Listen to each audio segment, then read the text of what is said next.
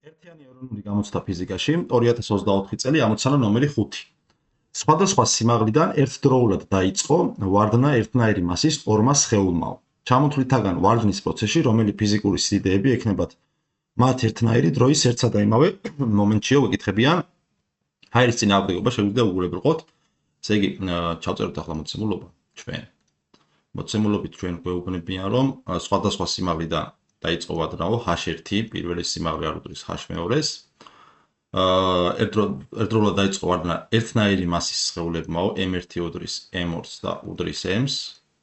ჩამოთვლითაგან ვარდნის პროცესში, რომელი ფიზიკური სიდიდე ექნებათ მათ ერთნაირი, გვაინტერესებს დროის ერთსა და იმავე მომენტში. T1 უდრის T2-ს, უდრის T-ს და ჰაერის წინააღმდეგობაც შეგვიძლია არ გავითვალისწინოთ. კარგით, ესე იგი, რომ წარმოვიდგინოთ სიტუაცია, ავიღოთ ზედაპირი. ავიღოთ ერთი სხეული. ავიღოთ იგივე მასის მეორე სხეული. ერთი ვარდება H1 სიმაღლიდან, მეორე ვარდება H2 სიმაღლიდან. ვარდნის მიზეზი არის ის, რომ მასზე მოქმედებს M-ჟე სიმძიმის ძალა, მეორეზე მოქმედებს წესით M1-ჟე სიმძიმის ძალა მოქმედებს, თუმცა მასები ერთნაირი აქვს, ამიტომ ვითვალისწინებთ ამას, ამაზე მოქმედებს M-ჟე სიმძიმის ძალა. ხო? ასე და იმპულსი გავარკვიოთ, ახლა იმპულსი რა იქნება? იმპულსი, მოდით ჟ თავისუფალი ვარდნის აჩქარება მიმართული არის დედამიწის ზედაპირისკენ, Y ღერძით შემოვიტანოთ, ეს არის Y ღერძზე მიმართოთ დედამიწის ზედაპირის მართობ სიბრტყეში დედამიწისკენ და ჩავწეროთ, ესე იგი, P1 პირველის იმპულსი რა იქნება? P1 იქნება M1 V1. ხო? მოდი ჯერ ვექტორულად ჩავწეროთ. რადგანაც სიჩქარის მიმართულება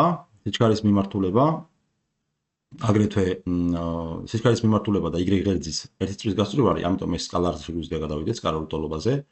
გავითვალისწინოთ ისიც, რომ მასა, მოდი P2-იც ჩავწეროთ, P2 იქნება M2 V2. მასები ერთნაირი აქვს, ეს ინდექსები შეგვიძლია მოუშალოთ და V1 და V2 რა იქნება გავარკვიოთ. V1 ტოლი იქნება V0T-ს პლუს V0T1 პლუს GT1. ხო? V2 იქნება V0T2-ს პლუს GT2. მაგრამ ეს დროების ერთ მომენტში გვაინტერესებს, ამიტომ ესენი T-ები არიან რეალურად. ერთდროულად დაიწყო ვარდნაო, რადგანაც დაიწყო ვარდნა და დროის საწყის მომენტში ორივე სხეულს საწყისი სიჩქარეები 0 აქვს, გავითვალისწინოთ და ესე იგი V1-ს და V2-ს ჟტ ყოფილა. ესე იგი ეს ტოლი ყოფილა SS MЖT-ს და SS ტოლი ყოფილა MЖT-ს. შესაბამისად, აქედან ვასხვით, რომ P1 უდრის P2-ს. ანუ პირველი იმპულსი ტიჩკა გავუკეთოთ. იმპულსი ტოლი აქვს, ამით ჩვენ რა გამოგვირიცხა? B გამოგვირიცხა, მხოლოდ მეორე ვერ იქნება.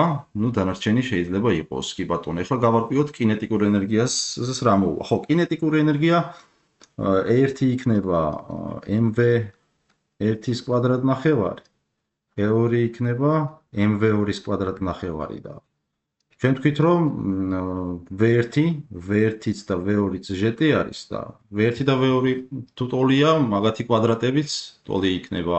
მასებიც ერთნაირი აქვს. მაშინ კინეტიკური ენერგიაც ერთმანეთის ტოლი ყოფილა, ხო? E1 C2-ის ტოლი ყოფილა. ანუ მეორეც გვაწყობს.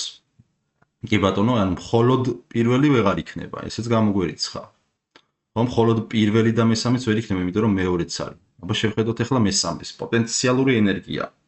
ხო, რაც შეეხება პოტენციურ ენერგიას, E პოტენციური 1 იქნება mg H1, E პოტენციური 2 იქნება mg H2. ეს საუბარია დროის საწყის მომენტში და რაღაც დროის შემდეგ, რადგანაც სიჩქარეები ერთნაირი აქვს, ერთსა და იმავე ჟიაჩქარებით ვარდებიან, შესაბამისად H1 H2-ს ვერასდროს ვერ გაუტოლდება და პოტენციური ენერგიები კიდე H1-ის და H2-ის ქვიფუნქციებია. ანუ მარტო H1-ით და H2-ით განისაზღვრება სიმაღლეებით. სიმაღლეები თუ ერთმანეთს ვერ გაუტოლდება მთლიანი დროის მოძრაობის დროის განმავლობაში, შესაბამისად შეუძლებელია ვასკვნით, ანუ გამომდინარე იქიდან, მოდი ესე დავწეროთ H1 არ უდრის ხაშორს, აქედან გამომდინარეობს, რომ რა გამომდინარეობს? ვერასდროს epotensიური 1 ტოლი ვერ გახდება epotensიური 2. ხო, ეხლა ვერასდროს საქმე ისაა, რომ როდესაც პირველი სხეული, ეს პირველი სხეული დედამიწის ზედაპირს დაეცემა, H1 0 გახდება.